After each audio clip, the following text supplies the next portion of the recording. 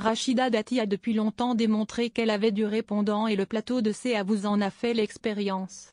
Ce n'est pas la première fois que la ministre de la Culture s'accroche avec des journalistes du service public et les tensions sont d'autant plus vives en ce moment qu'elle souhaite le réformer, comme avait pu le constater encore récemment Léa Salamé sur France Inter.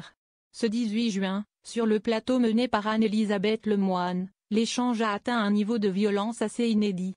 Rachida Dati était interrogée sur l'enquête conjointe du Nouvel Obs et de complément d'enquête du 5 juin dernier, concernant 299 000 € d'honoraires de GDF Suez, devenu Engie, qu'elle aurait omis de déclarer.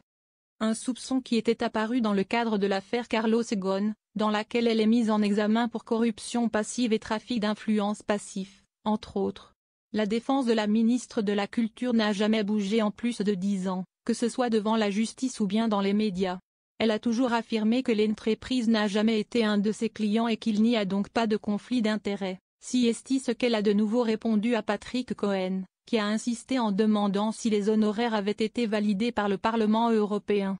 Si est là que Rachida Dati s'est emportée contre le journaliste, qui avait, le matin même sur France Inter, consacré son édito au projet de holding de l'audiovisuel public de la ministre de la Culture, déclarant que c'était une idée funeste.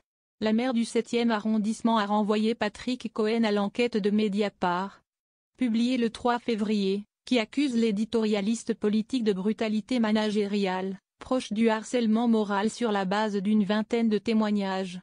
Un échange particulièrement houleux qu'Anne-Elisabeth Lemoine a tenté de modérer.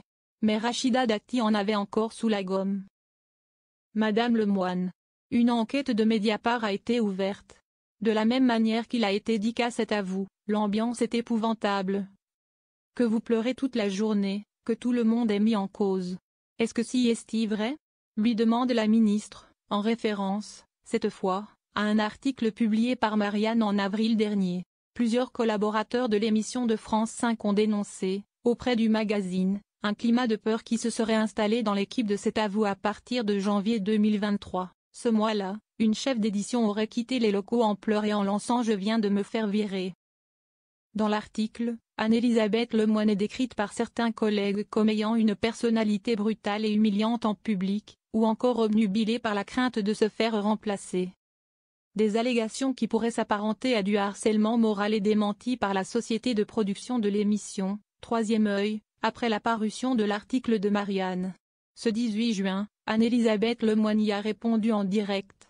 Non, si est faux, a-t-elle rétorqué à Rachida Dati, qui s'est alors de nouveau tournée vers Patrick Cohen pour lui asséner une mise en garde, qui pourrait, de fait, concerner d'autres que lui.